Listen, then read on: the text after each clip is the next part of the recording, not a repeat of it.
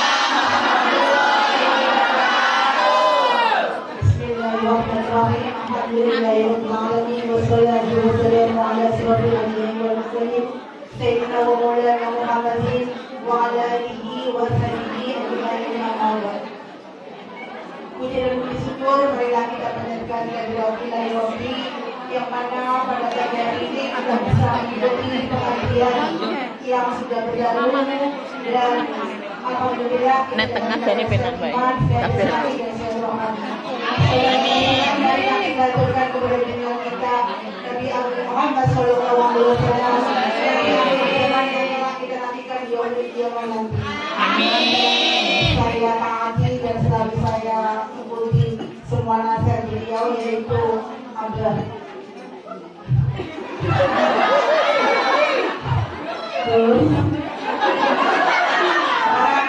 Mohon maaf ya biasa itu sama Gus Miftah itu sampai gimana? Bismillahirrahmanirrahim. Alhamdulillahirrahmanirrahim. Wassalatu wassalamu ala asyrofil anbiya'i wal mursalin sayyidina wa maulana Muhammadin wa ala alihi wa sahbihi ajma'in amma ba'd. Puji dan puji syukur marilah kita panjatkan kehadirat Robi yang mana pada pagi hari ini kita bisa mengikuti pengajian yang sudah berlalu dan alhamdulillah kita tengah dari penan baik. Marilah kita aturkan kepada junjungan kita Nabi Muhammad Sallallahu Alaihi Wasallam yang kita nantikan di yaumul qiyamah nanti.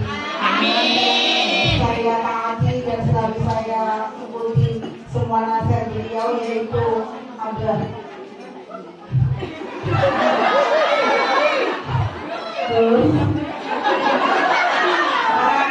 Mohon maaf ya biasa itu sama Gus Miftah itu sampai gimana? Kita itu kan ada perubahan tempat ya Gus ya. Jadi ini karenanya sih mau kita kemarin itu.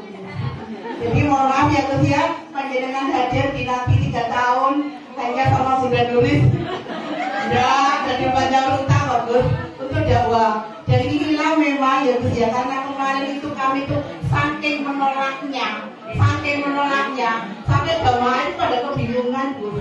Yang tanggal 1 itu sudah ambil karena memang perubahan tempat. Semula itu kan ada 2 di masjid semuanya. Jadi ini memang dari hasil yang kemarin itu, insya Allah siapapun yang hadir dan bagaimanapun dia, ya kita sambut dengan bahagia. Karena sekali lama, ya kan? Sekali lama kita dinanti beliau 3 tahun. Yang kemarin kalau di Indonesia kan beliau diundang Bapak Jokowi ya. Ada pasti kalau sudah nulis nggak apa-apa. Saya siap panjenengan terlepas apapun. Yang penting minal aidin wal faidin. Mohon maaf lahir batin Gus, mewakili teman-teman dan panitia. Dan saya mengucapkan terima kasih kerja kerasnya panitia. Jadi besok itu acara yang menolaknya itu tanggal 1. Tanggal 1 itu di Masjid Cisacuy itu sampai memang saya tidak merespon, sampai ada yang telepon pada kita karena ini memang berdadakan kan, jadi teman-teman tuh pada pilih tanggal 1 yang tanggal minggu udah malam baru libur. Ya sampun memang yang di nanti panjenengan pergi seterusnya saya akan aturkan kepada kabar, mohon maaf atas segala kesalahan kami dan wabillahi taufiq wal hidayah wa hidayah. Assalamualaikum warahmatullahi wabarakatuh.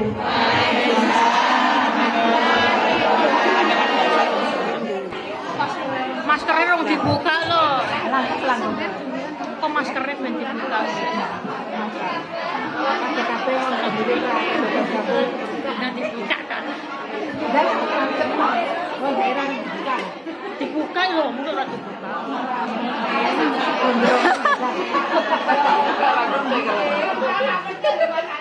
Assalamualaikum warahmatullahi wabarakatuh. Waalaikumsalam warahmatullahi wabarakatuh. Alhamdulillahil qail. A'udzu billahi samil alim minas syaitonir rajim. Bismillahirrahmanirrahim.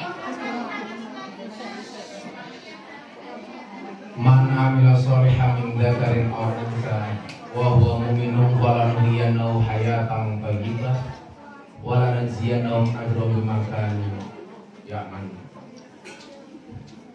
Allahumma sholli wa sallim wa barik ala hadha nabiyil karim Sayyidina wa maulana Muhammadin wa ala alihi wa sahbihi mujahidin al-qadirin.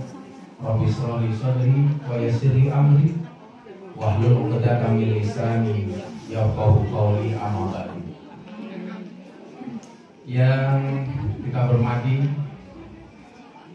Presiden Kumyang,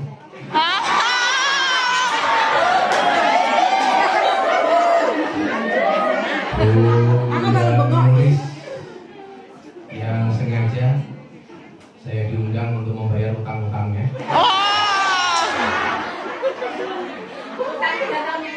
serta para pahlawan devisa yang hampir saja tadi saya ditahan di imigrasi. Kenapa?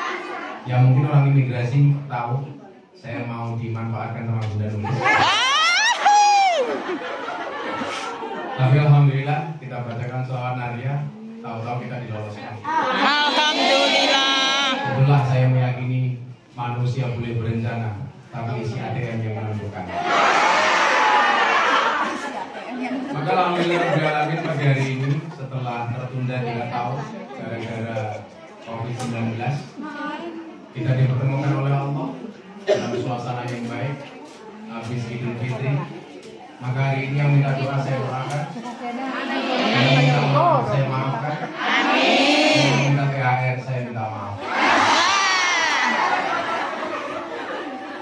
Ibu-ibu sekalian yang saya muliakan, ada sesuai dengan tema kita hari ini saja, pengajian Persatuan Dakwah Victoria Muslimah of Hong Kong Limited. Yang limited adalah isi dompetnya, menembus fitrah setelah pandemi. Ibu-ibu yang saya muliakan, ada satu hadis yang diriwayatkan oleh Muslim, hadis nomor 2581. Di situ dikatakan oleh Nabi Muhammad SAW, ada orang yang masuk kategori bangkrut.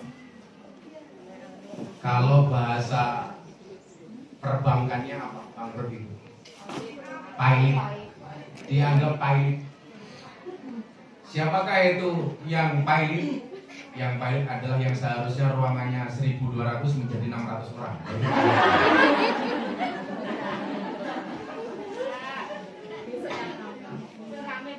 Ya tinggal kami yang bakal hotel orang.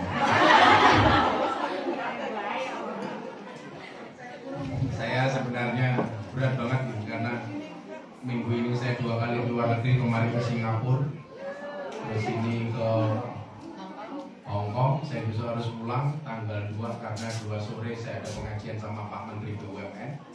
Landing jam 2, landing jam 1, jam 4 pengajian sama Pak Erick Thohir. habis maghrib pengajian sama Menteri Perdagangan Pak Zulkifli Hasan. Malamnya masih ada acara, siangnya sama Pak Jaksa Agung.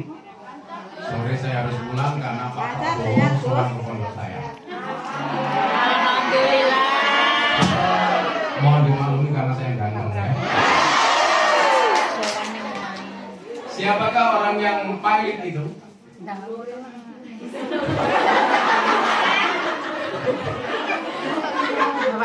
Saya ini tag di Instagram juga ada yang lucu. Tiket tahun 2021. 2020 di post di Instagram. Alhamdulillah akhirnya datang juga.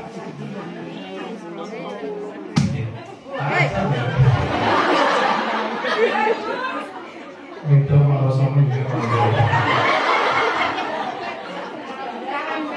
dikatakan faqala innal muflisa min ummati yati yaumal qiyamati bi sholatin wa siyamin wa zakatin wa yati qad syatama wa qadhafa hada wa akala mala hada wa sabaka dama hada wa daraba hada fa yuqta hada min hasanatihi wa hada min hasanatihi fa in faniyat hasanatuhu qabla ayyuqdama alaihi ukhida min khatayahum wa turihat alaihi thumma turihat finnar.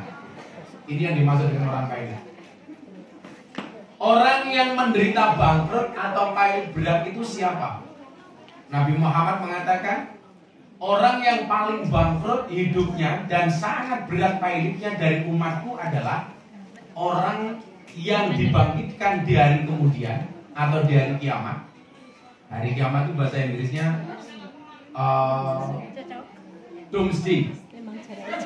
Doomsday atau the end after. Die after. Jadi, the end after the end itu artinya selesai, after setelah. Jadi ya selesai. Setelah mati. Mudah-mudahan kita semuanya bersama di dunia bertetangga di surga. Amin. Ya, besok begitu masuk surga kamarnya bunur isinya tiket tok. Ya. Orang yang datang dari kemudian dengan membanggakan amal ibadahnya yang banyak. Ia datang dengan membawa pahala sholatnya yang begitu besar. Dia datang dengan membawa pahala puasanya, pahala zakatnya, pahala sedekahnya, pahala amal dan lain sebagainya. Tetapi kemudian yang terjadi apa? Kemudian datang pula menyertai orang itu orang yang dulu pernah dicaci maki, pernah dituduh berbuat jahat, orang yang hartanya pernah dimakan olehnya, orang yang pernah ditumpahkan darahnya. Semua mereka yang dianiaya orang tersebut dibagikan amal-amal kebaikannya sehingga amal kebaikannya habis. Jadi ini berita bagus bagi orang yang merasa didolimi dan berita buruk bagi mereka yang berbuat dolimi. Jadi akan ada orang yang datang dari umatnya Nabi Muhammad itu membawa amalnya banyak banget. Sholatnya bagus, puasanya keren. Makanya saya itu di Indonesia mengkampanyekan orang puasa tidak minta untuk dihormati. Karena puasa itu tidak minta dihormati, tapi puasa itu melahirkan pribadi yang terhormat. Anda rugi kalau saya puasa pengen dihormati. Rugi. Ruginya di mana? Karena as-saumuli, puasa itu untukku kata Allah, wa ana ajzibi, dan aku yang akan menggantikan pahala puasa itu. Jadi kalau puasa itu adalah yang menghormati Allah, kenapa Anda masih minta dihormati oleh manusia? Itu amatiran. Makanya saya itu kebetulan ditakdir oleh Allah untuk menjadi orang yang rajin berpuasa dengan melaksanakan puasa Daud. Saya terakhir puasa Daud dari tahun 2016 sampai sekarang. Mungkin kalau keluar negeri kayak gini saya berhenti karena sama istri. Maklum.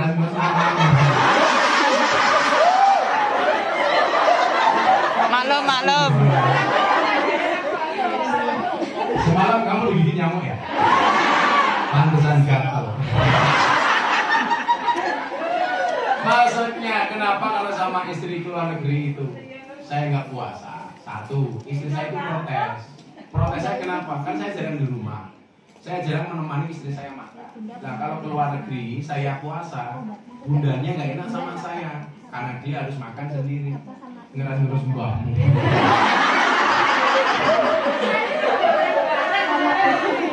Karena aku jadi ingin. Lagian begini, kalau puasa itu, puasa Daud itu bukan nazar, itu fleksibel. Artinya begini, Nabi Muhammad itu pola puasanya adalah kalau hari itu dia niat puasa, kok Siti Aisyah masak, istrinya bilang, Mas ayo makan.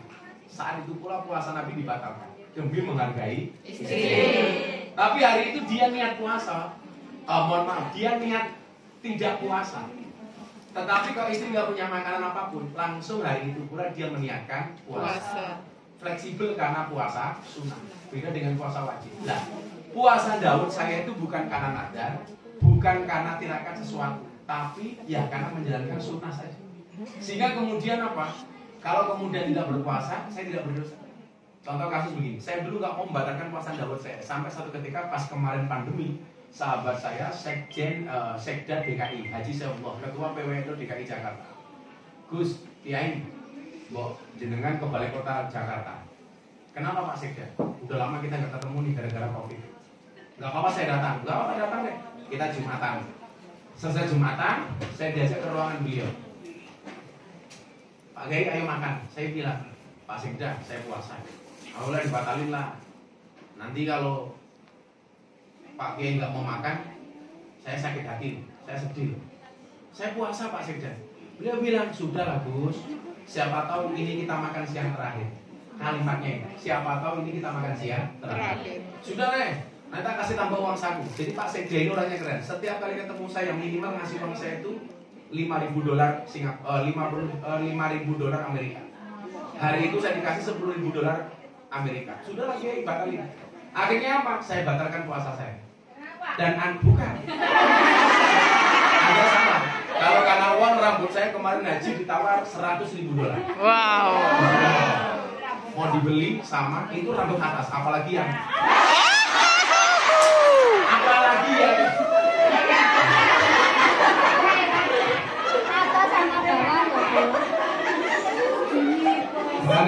kemarin pas saya diajar isu belangkon 900 juta TPPU itu Anda akan kasih tahu soal itu sebelum kita lanjutkan.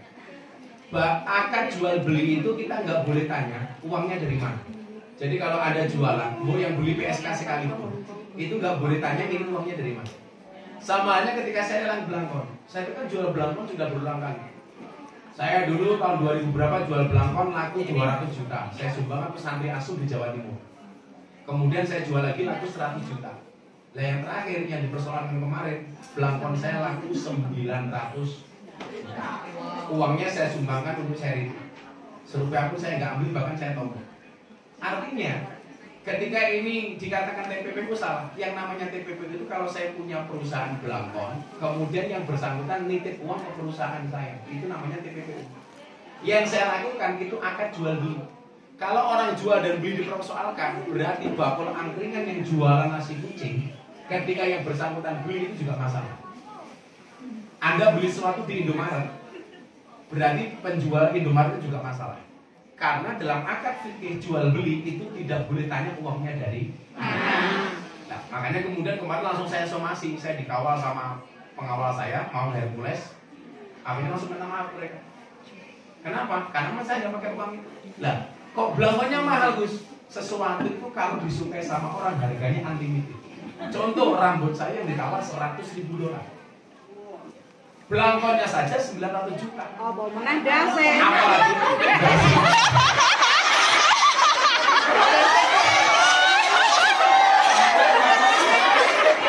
apalagi sarungnya. Apa menang isine sarung?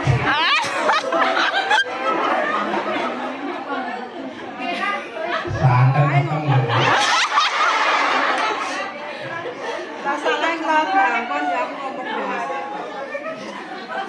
Jadi kalau Anda sering lihat YouTube kan saya bilang ada dalil bunyinya adalah kulla sayin idza kasura rahusul. Segala sesuatu itu kalau jumlahnya banyak pasti murah.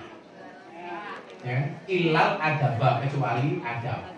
Artinya tanamkan kepada anak-anak jenengan di rumah. Kalau pengen jadi mahal itu gampang. Jadilah yang sedikit. Barang itu kalau sedikit pasti langka. Kalau langka antik, kalau antik harganya mahal. Kiai itu banyak yang kursi lonte jarang. Siapa? Gus Miftah. Berarti Gus Miftah kiai lonte.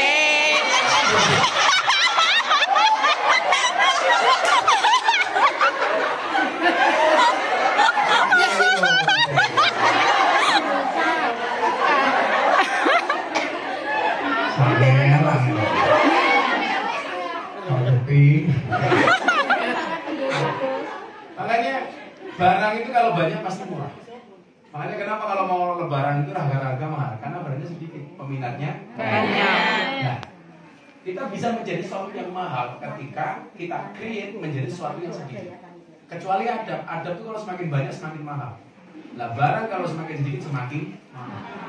Makanya saya bilang sama teman-teman ini tidak berlaku di Hongkong, berlaku di pejabat-pejabat di Indonesia. Jadi kenapa di kalangan pejabat, pengusaha dan perusahaan-perusahaan saya dikenal kiai paling mahal? Karena saya punya prinsip. Prinsipnya apa? Dulu, Mbak, saya pernah diundang pengajian sama pengusaha batubara yang anggota DPR, sama artis dangdut. Artis dangdut nyanyi 5 lagu. Saya ngaji 1 jam. Selesai acara penyanyi dangdut dikasih uang saku 150 juta. Kiai ngaji 1 jam dibayar 75 juta. Uang saya kembalikan kepada pengusaha tersebut. Saya nggak usah terima saja nggak apa-apa. Lu kenapa Gus? Anda itu lucu. Penyanyi dangdut yang hanya nyanyi 5 lagu buka titik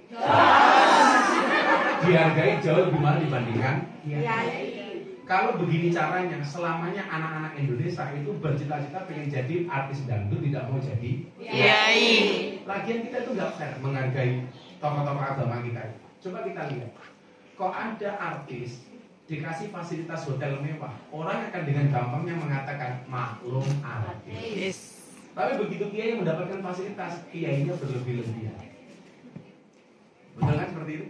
Ada artis dikawal patwa, dikawal patroli, orang mengatakan artis nggak apa-apa, keren. Begitu kiai, waduh, kiai ini gaya. Ini. Betul kan? Betul. Ini salah. Kalau seperti itu caranya, anak-anakmu tidak mau jadi kiai, maunya jadi apa? Artis. Artis diminta untuk membangun moralitas, kita hargai seadanya. Sementara artis kita hargai setinggi-tingginya. Maka saat itu saya di pengusaha itu saya punya rate. Terserah. Lo suka ya silakan, lo bisa silakan diundang, kalau enggak ya sudah. Mendingan saya ngurusi santri, ngurus jamaah di desa-desa. Karena saya tahu Bu, pejabat-pejabat yang undang saya ke daerah itu mereka punya kepentingan politik. Undang saya tujuannya apa? Untuk menghadirkan orang banyak. Faktanya, saya dulu pernah 1 bulan bikin acara, 2 minggu bikin acara. Minggu pertama konser dangdut, kemudian minggu kedua bikin pengajian. Jamaah yang datang di pengajian saya jauh lebih banyak dibandingkan yang ikut konser dangdut. Maka kemudian apa? Saya pengen memberikan optimisme kepada para santri. Jadi kiai itu bisa keren. Ya mungkin saya termasuk orang yang paling sering diundang oleh Presiden Jokowi untuk ceramah. Mungkin Kiai Eno atau Dai di Indonesia yang paling sering diundang Presiden itu saya. Maksud saya apa? Sehingga anak-anakmu yang sekarang di Indonesia mungkin sedang mondok, sedang di pesantren, mereka juga punya cita-cita. Ternyata bisa keren. Sekarang hampir banyak artis yang kemudian ikut kita ngaji. Kemarin saya di Singapura sama Viral, sama beberapa artis. Mereka mengatakan apa? Kita nyaman dengan cara-cara dakwah seperti ini. Makanya kemudian di kalangan para artis saya dikenal sebagai pemberi nasihat pernikahan para artis. Saya sangat senang menasihati artis menikah, apalagi kalau dinikahkan.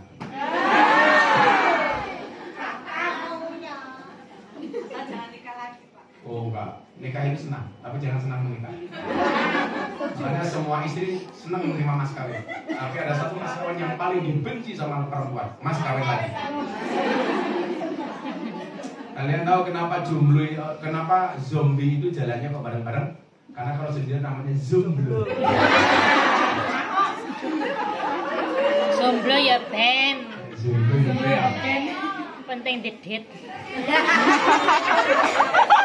Bayangnya jomblo ya Ben, sebenarnya duit-duit. Apa arep nolongi duit dong. tumbas. Kena dituku.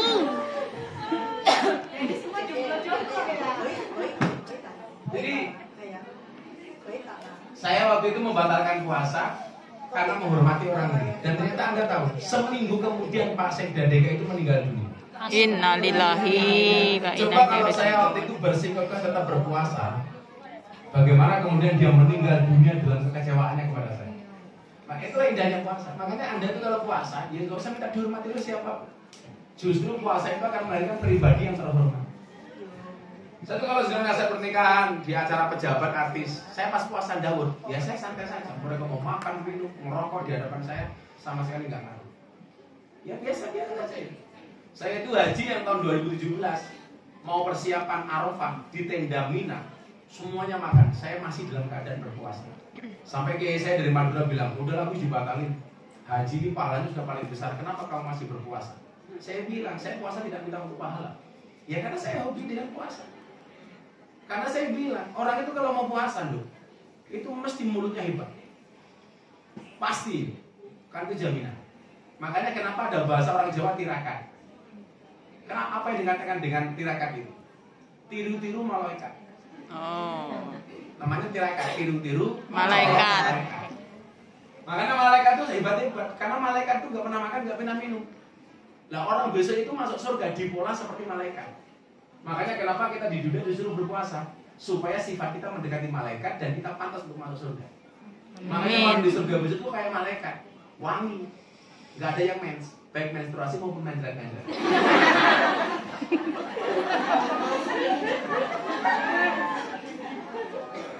Wah, saya mau muatir ya Allah. Aku ngebas. Nggak pakai ban terus sing isep cek.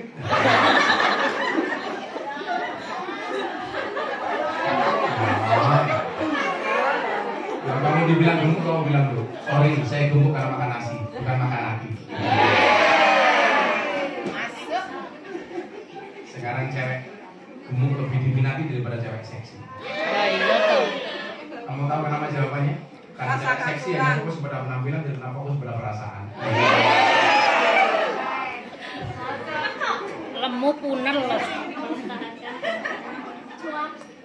Cuaks. Makanya kemarin saya puasa bilang, berbukalah dengan yang setia. Kenapa? Karena yang manis kadang banyak bohongnya. Siapa contohnya? Nuris.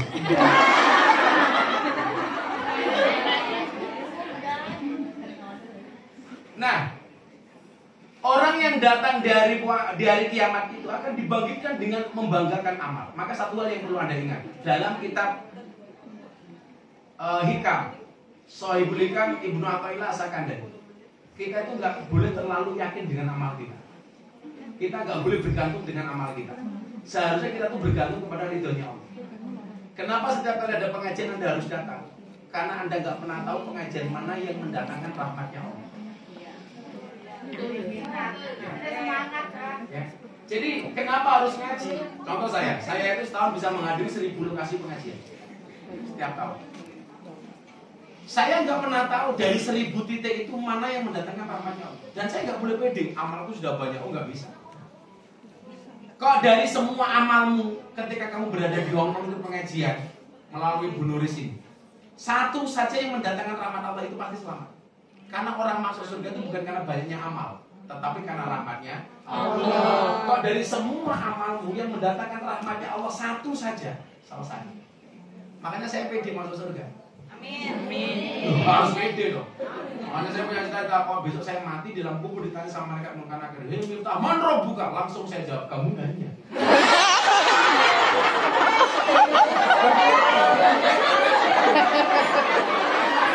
Bendino ngaji kok udah takoni man rabbuka. Paling malaikat jiye kan giebong dasku. Giebong dalan dilundung, malaikatnya ngomong, "Oh, ganjel toh."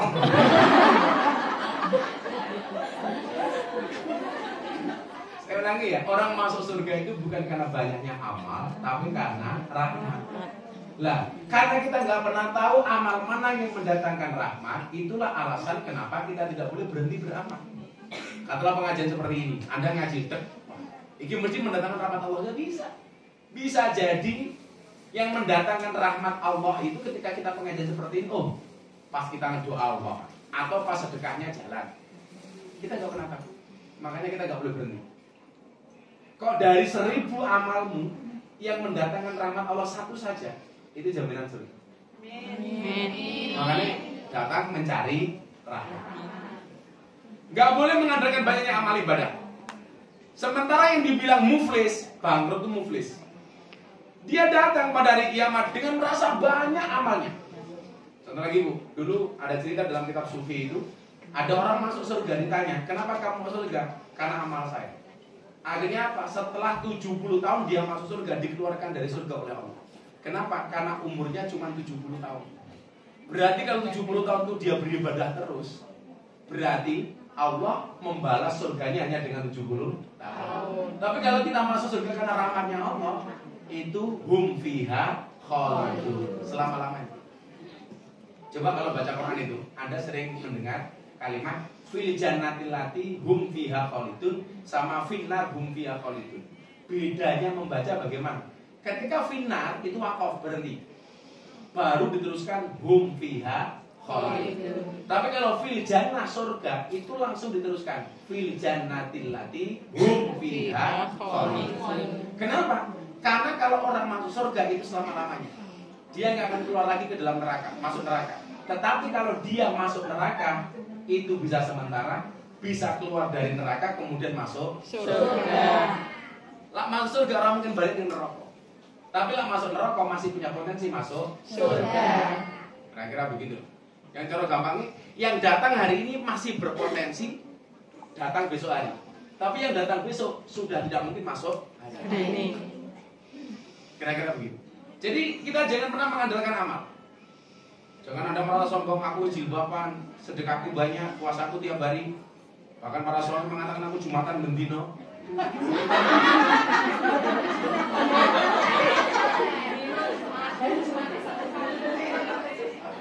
Karena saya bilang, Bu Nuris, dan cita-citamu kamu dengan Allah, please jangan berinisiatif untuk menemuinya.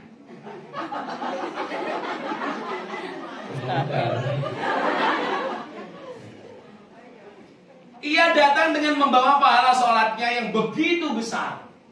Kalimat sholat pasti akan ditulis pertama kali. Kenapa? Karena amal ibadah yang paling pertama kali dihisab oleh Allah adalah sholat. Awwalu ma yuhasabu bil abdu as-sholat. Maka teman-teman di sini, sesibuk apapun, seminimal apapun, tetap sholat. Walaupun katakanlah sholatnya telat, atau kemudian tempatnya seadanya, bahkan mungkin di toilet dan lain sebagainya, tetap jangan tinggalkan sholat. Bahkan dalam keadaan duduk sekalipun atau tidur sekalipun, jangan tinggalkan sholat. Pokoknya saya sore-sore sholat. Kalau Gus, aku baru sholat masa babi warapo. Itu persoalan yang berbeda. Kalau ada orang mengatakan begini, kayak sholat kok gaweane maksiat, itu persoalan yang berbeda. Alah, sholat kok auratnya dibuka. Dia buka aurat itu dosa sendiri. Dia sholat itu pahala sendiri. Yang paling cilaka adalah bos orang sholat gaweane buka aurat. Jilbaban kok gaweane ngrasani wong. Begitu dia jilbaban dia berpahala, soal dia ngrasani wong itu dosa tersendiri. Jangan kemudian mubadir jilbaban kok cangkeme ngrasani. Oh gitu. Biasa. Wonge ya tak ini. Ya melu dulu. Jilbabe apa? Merare.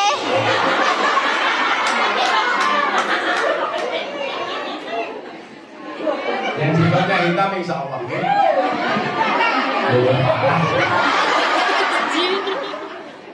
Kalimat-kalimat itu saya sadar. Mubadir jilbaban kok kelakuannya bosok. Untuk apa sholat kalau dia masih bermaksiat? Goblok tuh. Dia sholat walaupun dia bermaksiat, sholatnya tetap berpahala. Walaupun dosanya, maksiatnya tetap berdosa. Yang paling cilaka sudah bermaksiat nggak mau sholat, maka tetaplah sholat walaupun bermaksiat. STMJ, sholatnya terus, maksiatnya. Apa tuh?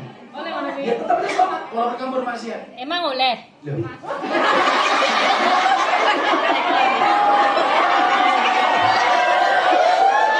Contoh, saya kemarin bagi-bagi mukena di lokalisasi di Jawa Timur, di Gang Sono, Tretes, Pasuruan.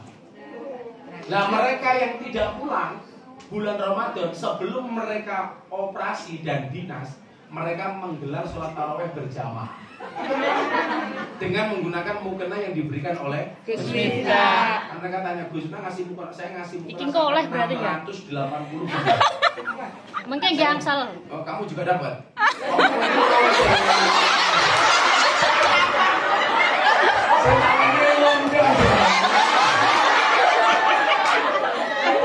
Kamu lokalisasi mana? Lokalisasi Hongkong. Nenek. Mau Ngawi kuwi, Pak. Kalau Ngawi biasanya lokalisasinya di masuk di Guyangan kan? Ih, kok ngono sih? Kalau Kediri di Semampir. Enggak apa-apa loh. Di Tretes. Bukan dia ini lonte. Menariknya apa? Mereka sebelum operasi Ramadan itu mereka malamnya sholat taraweh. Anda mengatakan aku badil tarawehnya nggak bisa. Tarawehnya tetap berpahala, walaupun setelah itu dia berbuat dosa. Contohnya begini yang sering saya ceritakan, itu saya pengajian di Bekasi, mau pindah ke Cikarang, itu perjalanan 1,5 jam melewati Kalimalang. Jam 9:30 malam saya melewati Kalimalang. Ada mbak-mbak PSK sedang menjajakan dagangannya, kerupuk. Begitu kaca mobil saya buka, mereka langsung teriak, Gus, mampir. Mantap. Apakah saya mampir? Enak ora? Saya mampir, begitu saya mampir, mereka saya panggil. Udah, ini berapa yang masuk?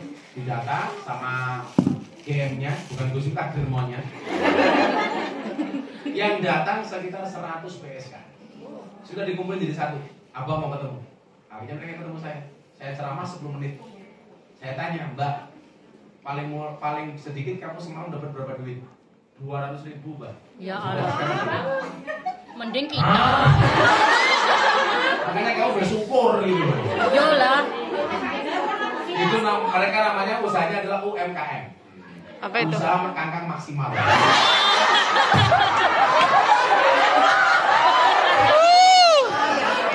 Mending babu. Mereka kamu mancing-mancing aja. Mending babu leh. Makanya mending jadi pengian kok. Iya toh.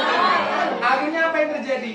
Sudah gini aja, 100 mbak-mbak yang malam dan demi Allah demi Rasulullah. Saya pengajian sama mereka sudah lebih dari 20 tahun. Sekalipun saya tidak pernah memanggil mereka lonte atau PSK. Kan gak mungkin saya pengajian para lonte rahimahullah.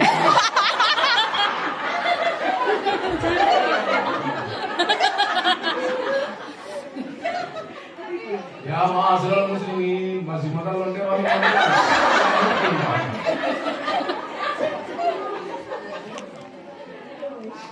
Saya bayar semuanya Mbak, 200.000 saya kasih uang tanda cinta dari Gus Miftah. Tapi syaratnya satu. Apa Mbak? Malam hari ini kalian nggak usah bekerja. Tak kasih semua 200.000. Setuju? Setuju. Akhirnya saya bayar 100, mbak-mbak saya bayar 20 juta lah waktu itu. Saya pulang. Begitu saya masuk ke dalam mobil, kiai yang jemput saya, dia bilang apa? Mubadir Gus. Sebab itu mikir, pasti mubadir yo. Apa mergo tak bayar ora tak nggo?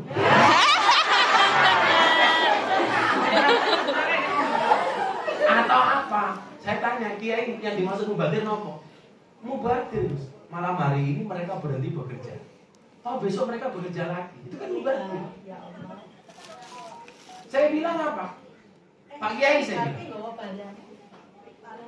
Jangan ngomong.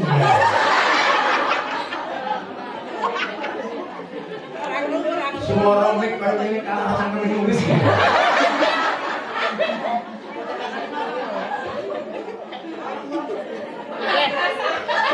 Tidak terasa dia. Gak kerasa dong, gak kerasa. Soalnya utaknya Juliet itu kuat dibagi itu.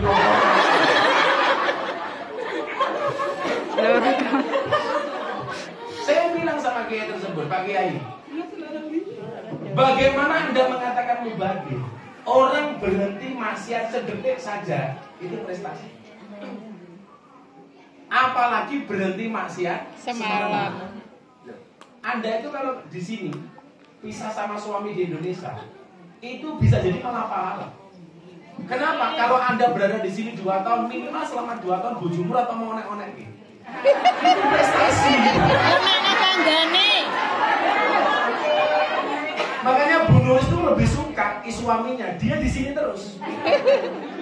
Karena minimal kalau Bu Nuris di Hongkong, suaminya aman dari cangkem Nuris. Dan itu prestasi. Makanya kalau orang mengatakan saya pengajian di klub malam itu mubadir, toh setelah ngaji mereka bekerja lagi, Anda salah. Minimal ketika pengajian mereka berhenti bermaksiat. Minimal ketika pengajian mereka berhenti minum. Mbak-mbaknya pemandu karaoke minimal berhenti mandu karaoke tamunya. Itu kan prestasi. Orang berhenti maksiat sedetik saja itu prestasi, apalagi semalam. Nah, inilah jeleknya manusia. Manusia itu jeleknya di mana, Bu?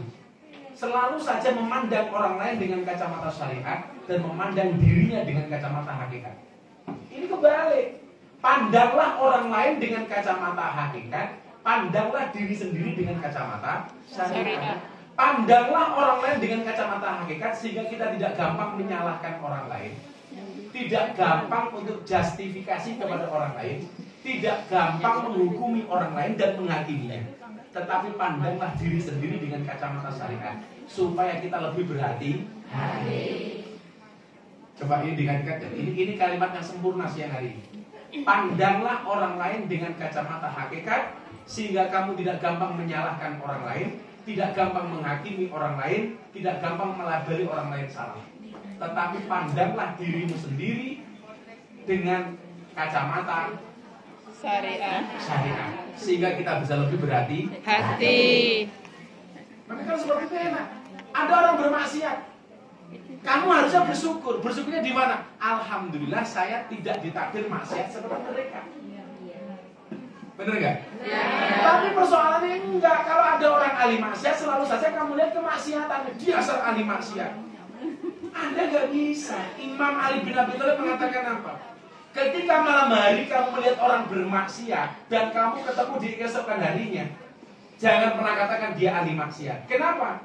Karena bisa jadi malam itu dia sudah bertobat, mata kamu tidak melihat. Lah, jangankan kalau kita orang awam, kiai-kiai saja banyak yang nggak bisa seperti itu. Saya dulu ngajak orang mabuk sholat, diajak sama kiai, Miftah goblok. Orang mabuk kok diajak sholat. Bukankah kamu tahu ada hadis yang bunyinya sholatnya orang mabuk tidak diterima oleh Allah 40 hari. Saya langsung bilang, ditompor urusan cangkemmu. Urusan pengiranmu. Maka saat itu muncul quote-nya Gus Miftah yang paling viral di bokong truk. Cukup roket dan atlet yang menilai amalku cangkemmu rasa Melu. Yang lebih parah Saya itu kalau ibu-ibu datang kepada saya di Prambanan itu ada lampu merah. Itu yang ngamen di situ sahabat-sahabat saya yang banci-banci. Orang marah-marah, saya nggak marah. Kalau saya lewat situ, kaca mobil saya buka, mereka langsung ngerubung mobil saya. Mereka nyanyi. Kenapa? Mereka nyaman. Saya kasih uang, langsung dilebok ke susu yang gelundung. Orang lain marah, saya enggak. Tapi mereka manut. Masa gelundung? Ini sudah saya siapkan sarung sama baju koko mau saya kasih mereka. Tak kasih kepada mereka. Nah, orang kayak saya itu orang yang terlalu slow banget. Woles, slow. Kenapa? Saya nggak pernah masuk ke wilayah dosa pribadi seseorang. Kenapa? Karena saya juga berpotensi sama melakukan dosa itu. Makanya dalam agama, dosa sosial sama dosa pribadi personal itu lebih besar dosa sosial. Pejabat yang korupsi uangnya rakyat itu dosanya lebih besar dibandingkan dosa saya pribadi. Katakanlah umpamanya saya nakal dosa saya langsung tobat sama Allah bisa. Tapi ketika saya menyakiti orang lain, memakan haknya orang lain itu dosa sosial. Makanya kenapa saya nggak pernah bisa membenci para pendosa itu. Itulah alasan kenapa saya disebut sebagai presiden para pendosa. Pak Jokowi kalau ketemu saya salaman, sama-sama presiden. Presiden para pendosa. Ya. Karena coba siapa yang nggak punya dosa, saya bayar 10 juta hari. Tenan ora? Apa iya? Apa nih? Bodoh wis kemarin. Kowe iki bar salaman wis ngrasani. Bar sungguh-sungguh karo Bu Nuris langsung mulai ngrasani. Kok Bu Nuris lainnya peteng dia. Badine oke apa ora ya? Nggak bisa. Nah, maka pelajaran tadi apa? Jangan membangga-banggakan amalnya. Membawa pahala sholatnya yang begitu besar. Ya. Dari semua amalan memang sholat ini pahalanya yang paling besar. Maka ingat kata-kata saya hari ini. Kalau hari ini kamu ditakdir oleh Allah lagi senang membaca Al-Quran, berarti Allah sedang menghendaki bercakap-cakap dengan kamu lebih khusyuk. Kan orang itu moodnya masing-masing. Kadang-kadang moodnya sholawatan terus. Berarti kamu sedang dirindukan oleh Kanjeng Nabi. Kalau di saat kamu pegang tasbih kok maunya mulutnya nggak berhenti sholawat, saat itulah Kanjeng Nabi merindukannya. Di saat kamu sedang rajin membaca Al-Quran, itulah saat dimana Allah menghendaki bercakap-cakap dengan kamu. Gimana saja iramanya, ritmenya. Kok aku pengen ngaji terus ya? Berarti Allah pengen omong-omongan karo jenengan. Kok kamu hari ini kecenderungannya pengen sedekah terus? Berarti apa? Allah pengen menjadikan kamu kekasihnya. Amin. Karena ternyata kekasihnya Allah itu paling mudah dijangkau dengan jalur sedekah. Saya mau tanya, lebih tinggi mana derajatnya? Ahli ibadah apa ahli sedekah? Ahli sedekah. Ahli sedekah. Alasannya apa? Sebenarnya alasannya saya tunggu kopi, sedekah kopi. Bermanfaat untuk orang lain kalau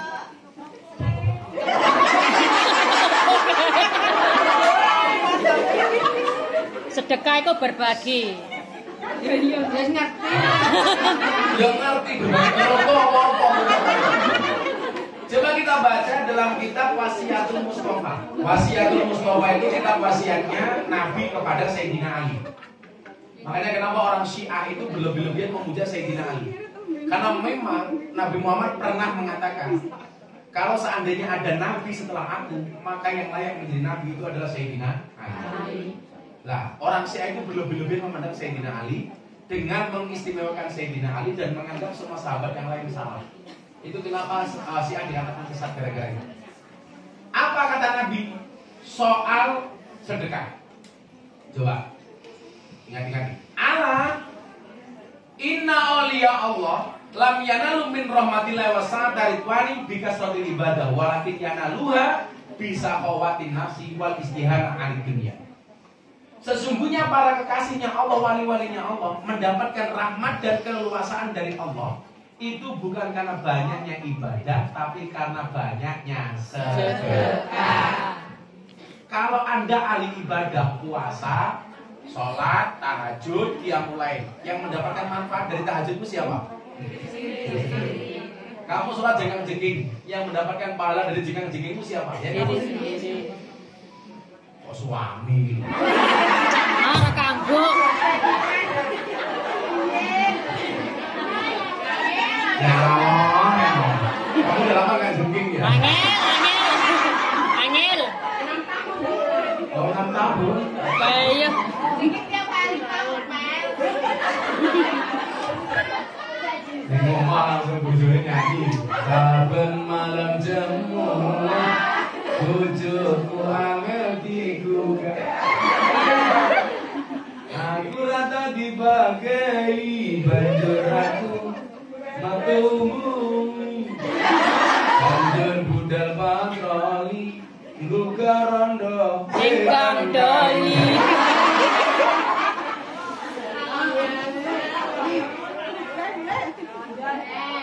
Kalau sangkok Begitu Anda memberi, yang mendapatkan manfaat dari pemberian itu siapa? Orang lain. Makanya kalau saya itu punya cita-cita pengen kaya itu bukan karena saya pengen menikmatinya, enggak. Tapi karena pengen lebih berbagi. Ini konsep hidup saya. Coba Anda dengerin. Konsep hidup saya. Kalau masalah saya pribadi, urusan saya pribadi, saya punya prinsip enough is enough. Hidup itu harus ada kata cukup untuk urusan pribadi. Tapi kalau untuk urusan umat, urusan maslahat, prinsipnya adalah more and more. Lagi dan lagi. Imbu. Saya bilang sama itu saya begini, Bun, saenak-enaknya panganan yang alam dunia sedang mau pangan apa? Sudah semua, Pak. Saya pernah makan steak harganya 3 juta. Enggak, artinya apa? Senikmat-nikmatnya, semalam-malamnya makanannya, ya cuma begitu saja. Sebanyak-banyaknya uang kita, ya makan cukup sepiring. Artinya apa? Untuk urusan pribadi harus diberlakukan enough is enough supaya memperbanyak syukurnya. Tapi kalau untuk urusan umat, prinsipnya adalah more and more, lagi dan lagi. Supaya apa? Semakin banyak manfaat yang bisa kita bagi. Itu prinsip. Makanya kenapa? Kalau urusan uang-uang besar yang masuk ke saya, semuanya langsung masuk ke rekening yayasan. Yang megang Mas Aris dan orang lain. Bukan saya. Kayak saya kemarin dikontrak sama Telkom sama Pertamina setiap Ramadan. Ada uang sekian M. Saya nggak tahu wujudnya. Langsung untuk urusan umat. Langsung untuk urusan santri. Karena kalau untuk urusan santri, more and more. Saya harus lebih banyak memberikan mukena untuk teman-teman PSK. Saya harus lebih banyak menyantuni anak yatim. Tapi kalau untuk kepentingan pribadi, enough is enough. Sehingga orang kita nggak kaya dong. Kamu mesti nagih loh. Maka yang sering saya bilang apa? Jangan minta kaya, tapi mintalah cukup. Karena banyak orang kaya tapi tidak merasa cukup. Jangan minta senang, tapi mintalah tenang. Karena banyak orang bersenang-senang hatinya tidak tenang. Bapak-bapak saya senang-senang tapi hati tidak nyaman. Enggak tenang, enggak mungkin tenang. Orang selingkuh, enggak mungkin dia tenang. Mungkin dia senang tapi jangan tenang. Ora konangan yo aman. Ora konangan yo aman. Aman wis to. Aman.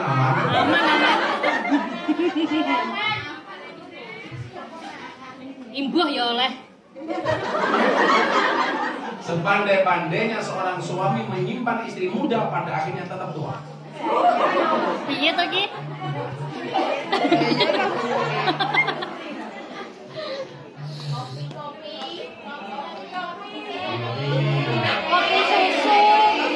Kopi susu.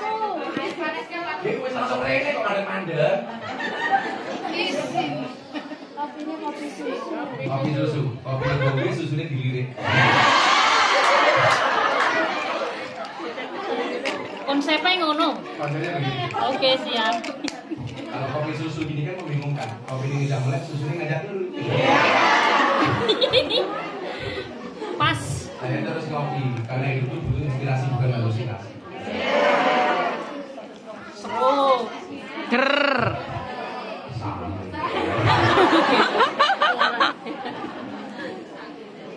Ya, 20 menit lagi kita tanya jawab. Kamu tanya apa terserah. Yang tadi tak kasih hadiah, Mas. Handphone, iPhone dong. iPhone miskin.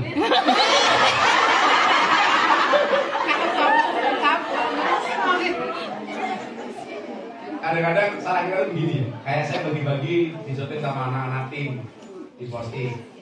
Komentarnya orang kadang-kadang apa? Ini menurut saya Royal. bukan. Komentarnya Gus kok kamu dereng diwenehi. Ini salah. Seharusnya komentar kamu apa? Ya Allah, mudah-mudahan saya juga bisa seperti ini member. Jadi mindset kita tuh mindset miskin. Ketika kita berbicara seperti itu, langsung saja yang terbayang di benak kita itu saya akan menerima. Seharusnya apa? Saya akan memberi. Malah iPhone matamu. iPhone diajukannya larang banget. Murahnya. Enggak, kita berbicara mindset ini. Sehingga kamu itu mohon maaf, kalau kemudian uangnya nggak banyak tapi mentalnya kaya, keren. Jadi kalau ada orang memberi, yang ada di benakmu harusnya kapan saya ikut memberi, bukan kapan saya menerima. Salah nih. Saya dari dulu miskin, nggak punya apa, saya nggak mau utang.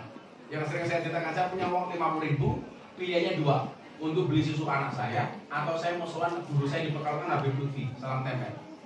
Karena dari dulu saya punya kebiasaan, kalau ketemu guru-guru saya salam tempel. Saya bilang sama istri saya, Beb,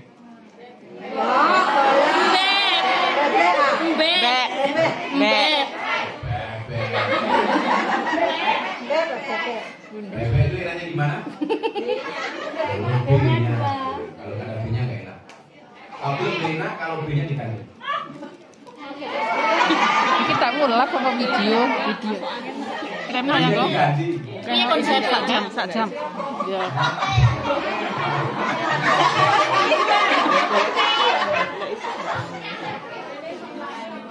Ini diganti ompong.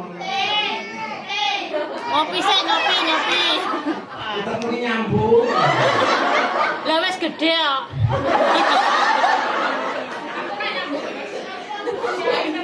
Saya tak pakai ini.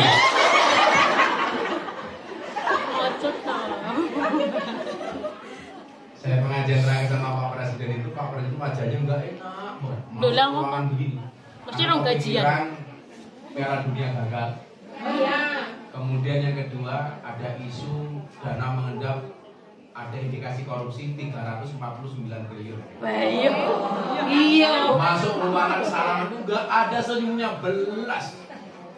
Enggak enak sama sekali. Biasanya kalau ketemu saya merangkul, ngobrol banyak, diam saja.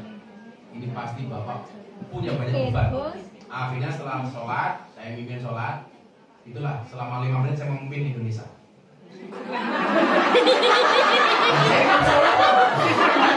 Bagus. Dan selama 5 menit Pak Jokowi marah sama saya. Saya ngadep, Pak Jokowi belum ngadep. Beruntuk Pak Jokowi belum rukun. Yes. Presiden manut aku. Lah sombong karena kalau menceritakan Pak Jokowi ya pantas. Cuma menceritakan Nuris. Iya. Akhirnya habis sholat saya diminta langsung kultum. Kuliah terserah antum. Akhirnya saya ceramah. Selesai ceramah, wajah beliau fresh. Saya bilang begini. Presiden itu orang itu kalau semakin tinggi derajatnya, itu pergaulannya semakin terbatas. Orang itu semakin penting, maka lingkungannya semakin terbatas. Sekarang pertanyaannya adalah siapa yang berani guyon sama Pak Jokowi? Kayak anu. Nah makanya saya melihat psikologi itu, berarti Pak Jokowi perlu saya hibur. Makanya kenapa saya diundang? Itu yang diajukan acara terakhir karena acara forum lintas partai, semua partai datang. Itu cari ustaz. Semuanya diajukan nama ustaz kepada presiden, ditolak semuanya. Terakhir beliau bilang, bisa nggak saya diundangkan Gus Miftah?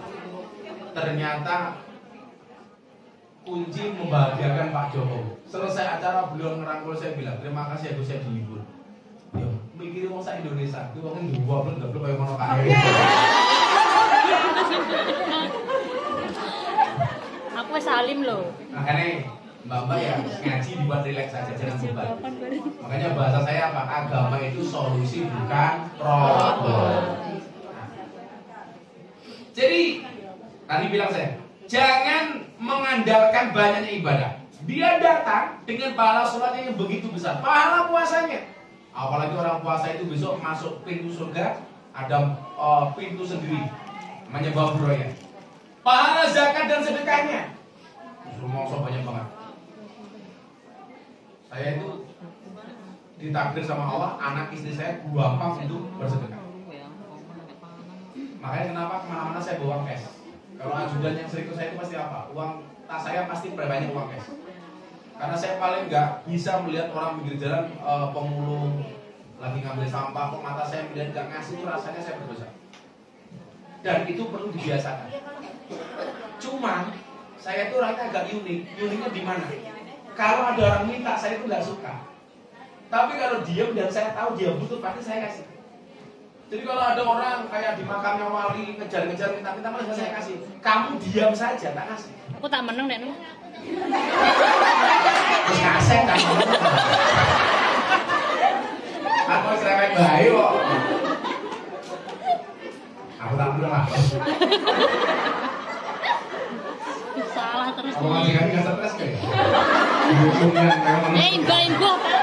Imbah kontra ya. Kamu lagi baik Iya, sampai 12 tahun nih.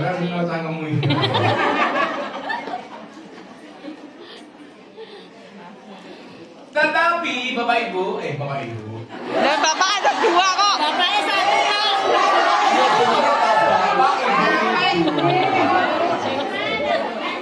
Gowo ya mek siji lho. Gowo ya mek siji kok. Kurang ajar. Kenapa dulu sih? Gue yang siji loh. Terus tak gapai sengannya. Lu cinta Luna. Ya Allah sing pres ngono to, Pak. Sing pres ngono lho. Jeffrey Nicole apa piye? Rupane kuliah jadi Nicole.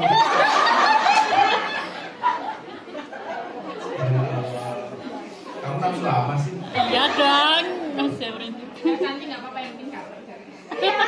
Oh, tak percaya.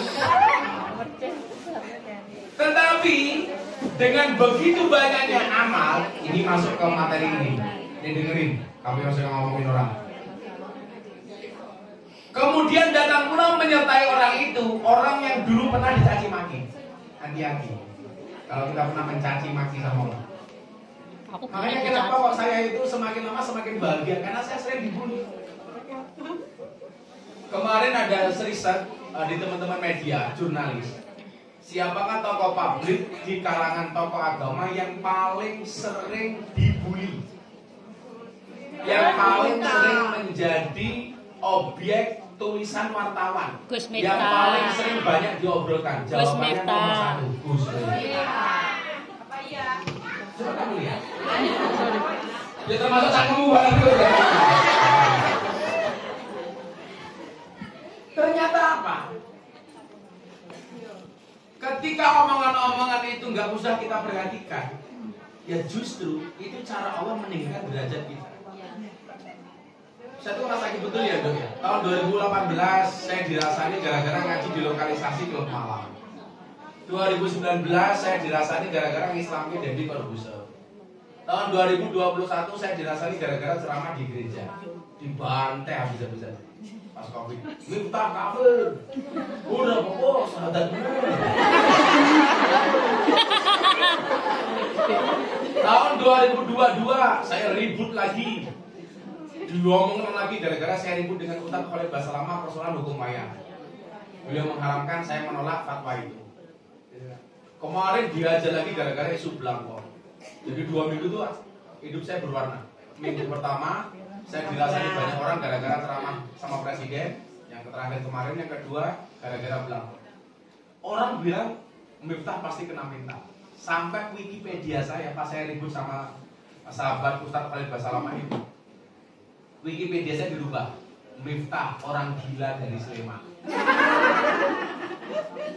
Saya bilang sakit hati Mbak, enggak. Biasa. Kenapa? Karena komentarnya tidak pernah saya baca. Orang-orang ini, saya ceramah di gereja itu diposting sama Deddy Corbuzier di IG-nya. Dalam waktu sehari semalam ditonton 7 juta kali. Komentarnya 120.000 kali. Jos. Kata orang-orang semuanya ngonek-ngonek ke saya. Sama sekali saya nggak ada urusan, nggak pernah saya baca. Maka saya bilang, kalau ada orang lain membicarakan keburukan kamu dan kamu sakit hati, yang salah siapa? Kamu. Kenapa? Karena kamulah yang memindahkan kalimat itu dari telingamu ke dalam hati. Lah perwoso lho marane. Perwoso lho. Makanya kalau menghadapi omongan orang, saya berprinsip seperti pohon pisang. Punya jantung tapi gak punya hati. Cuaks.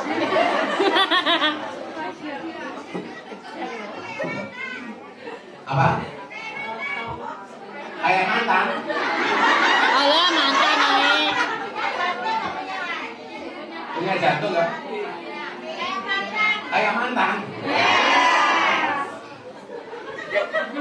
Kamu jangan bilang mantan. tapi katakanlah alumni, sehingga punya potensi untuk reuni.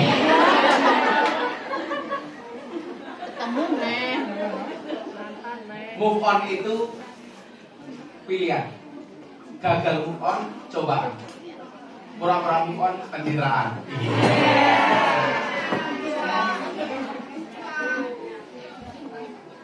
Alhamdulillah saya gak punya mantan karena saya gak punya pacaran. Ngomong mana?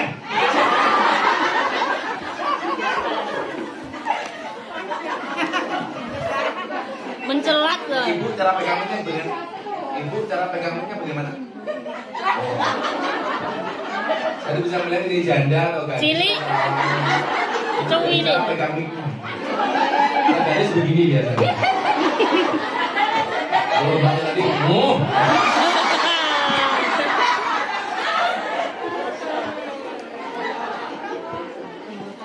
gue dia. Nabi Muhammad.